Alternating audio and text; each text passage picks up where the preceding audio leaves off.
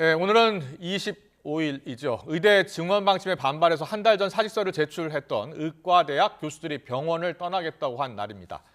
교수들의 이탈이 현실화할 경우에는 의료 현장의 여파가 클 것으로 보이는데요. 네, 이런 가운데 대통령실 직속의 의료개혁특별위원회가 주요 의사단체 불참 속에서 출범했습니다. 취재기자 연결해 좀 더 알아보겠습니다. 이문석 기자. 네, 서희부입니다. 네, 의대 교수들이 오늘부터 사직에 들어간다고 해서 걱정인데요. 집단 사직 사태는 보고되지는 않고 있다고요? 네, 그렇습니다.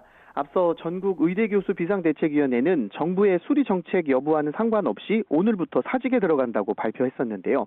얼마나 많은 교수가 병원을 이탈했는지 수치 자료는 집계되지 않고 있습니다. 다만 현장 분위기를 종합해 보면 아직 진료에 영향을 줄 정도의 사직 사태는 일어나지 않은 것으로 보입니다.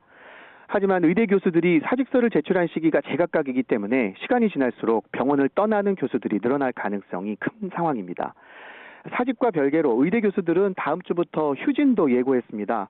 서울대와 연세대 의대 교수들은 오는 30일 휴진을 발표했고 서울 아산병원에서 수련하는 울산대 의대 교수들도 다음 달 3일부터 주 하루씩 휴진하기로 했습니다. 의대 교수 사직 현실화에 휴진을 예고한 종합병원들도 늘면서 진료 차질 우려가 커지고 있는 상황입니다. 정부는 아직 절차와 형식을 갖춰 제출된 사직서가 소수라며 환자를 두고 떠나는 교수들이 많지 않을 거라는 기대를 밝히기도 했습니다. 네, 결국 오늘 출범한 의료개혁특별위원회에는 대한의사협회와 전공의협의회가 불참했군요. 네, 그렇습니다. 정부의 의사 증원 정책에 반발해 의사협회와 전공의협의회는 참여하지 않았습니다. 주요 의사단체 두 곳이 빠지다 보니 반쪽짜리 출범이라는 평가가 나오고 있습니다. 노현홍 위원장은 첫 회의를 마친 자리에서 구체적인 의대 정원에 대한 논의를 특위에선 다룰 계획이 없다고 말했습니다. 직접 들어보겠습니다. 특위는 의료 체계와 제도 개혁을 좀 더 큰 틀에서 논의하는 기구입니다.